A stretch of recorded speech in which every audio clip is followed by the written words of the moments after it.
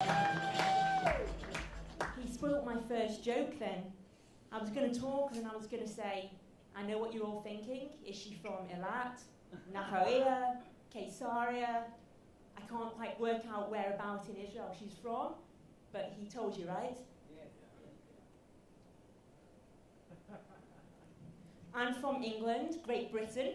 Anyone been to Great Britain? Good, because I can't see a fucker out here, so... Yeah, where about in Great Britain, sunshine? Where about in Great Britain have you been?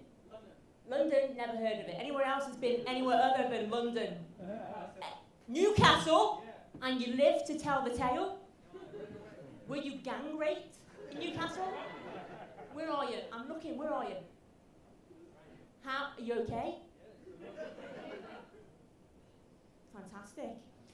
So I'm from a little town called Liverpool. I don't know if anyone's heard of Liverpool.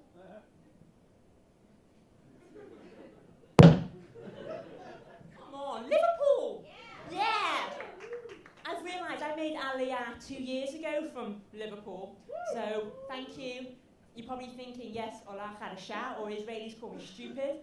I made Aliyah from Liverpool 2 years ago, and I realised Liverpool's very similar to Tel Aviv. Any coastal city in England is very similar to Tel Aviv. In Tel Aviv here you have miles of sand and white crystal sand and blue crystal waters. In England we have miles of mud. Our water is a cafe of fuch colour, and if you were to fall in it, you have to have a tetanus injection and be put in quarantine. Now, that's similar to if you were to sleep with the arsin here. So Maccabi tells me, but I'm okay and I'm all clear, just in case anyone's interested. I am single in Tel Aviv, which is also a very interesting concept here. I'll get onto that in a second. But Liverpool is a very big football culture. And I know that basketball's big here, but football also big. You got Maccabi Tel Aviv. Is that right? I did a bit of research in the back before it came out. But in England, if you ever go to a football game, I used to go to watch Liverpool play every weekend. You go to a football game and there's fighting, there's spitting, there's shouting, there's kicking, there's probably stabbings, and that's just between each other. You should see what they do with the other fans, that's all I'm saying. But you have that here. I mean, you don't have it in your football stadiums because they're half empty. But you have it in the shuk. This is war. I went to the shuk, I made a big mistake. I went to the shuk at 4 o'clock on a Friday afternoon.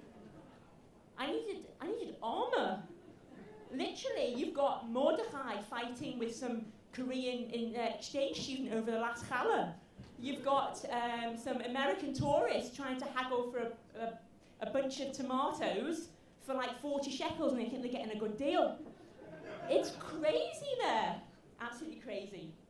A very other similarity is here you have 18-year-olds that carry guns, right?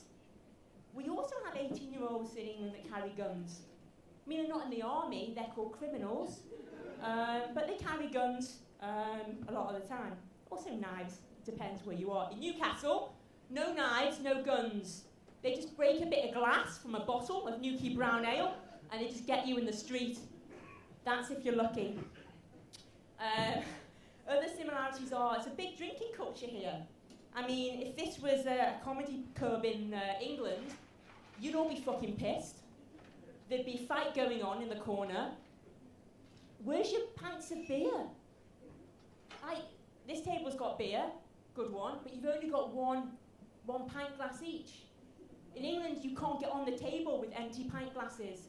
And there's always one girl, it is true, there's always one girl at a table who thinks she can drink the man under the table. You get this under the table, this concept? She thinks she can drink as much as the guy. So you'll always have one girl that by the end of the night, she's collapsed on the table in her own vomit. Right? And she's completely gone, dead to the world. Here you have a big drinking culture. It's not beer, it's coffee. Like, you can drink coffee copious amounts, and at the end of the night, instead of being totally pissed and up for a fight, you're highly caffeinated and you're ready for action if you need to go and fight in the army. You know, you're alert, that's the main thing. Dating here is tough. I said I'd get back to dating.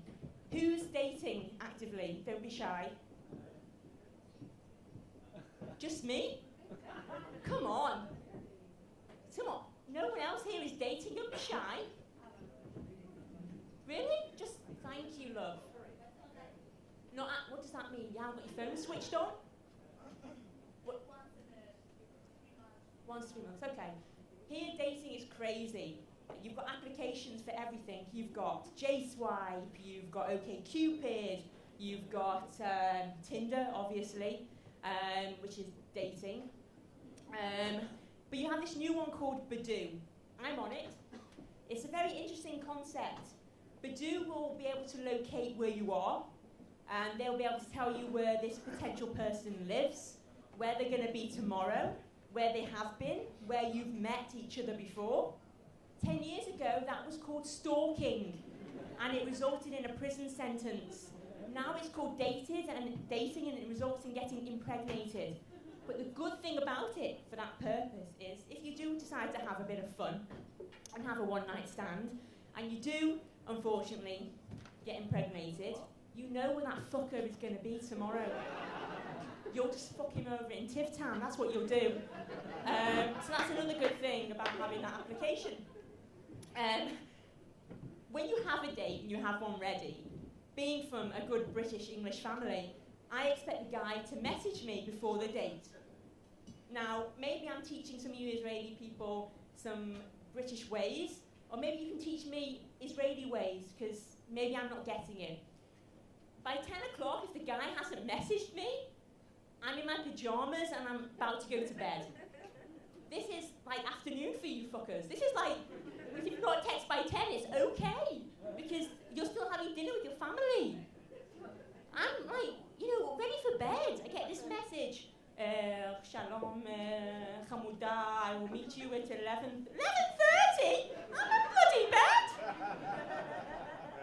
But I have to get used to the Israeli way if I want to, become an Israeli and immerse myself in the culture.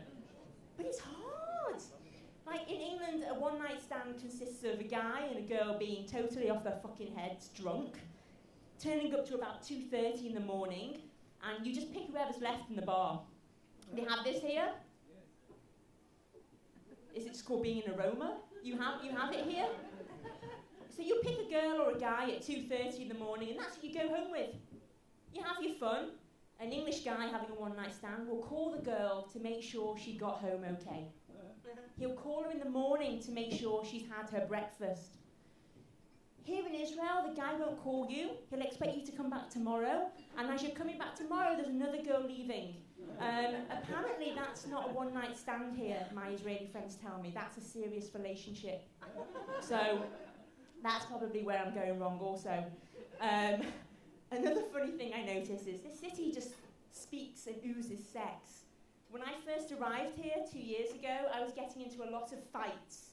In England, if you're walking down the street and a guy's approaching you and his eyes are looking you up and down, that to me is he's sizing me up to have a fight or rape me. That's what it means.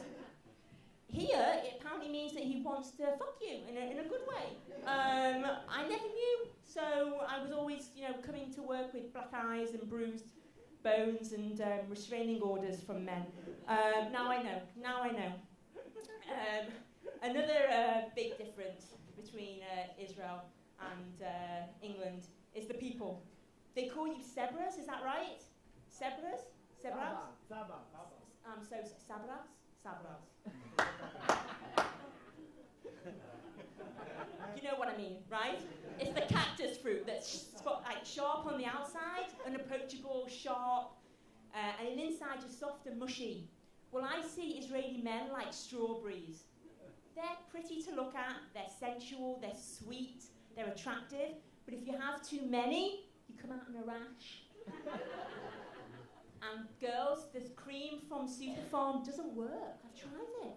It doesn't work. I'm being waved. Is that my time? Yes. Okay, I'm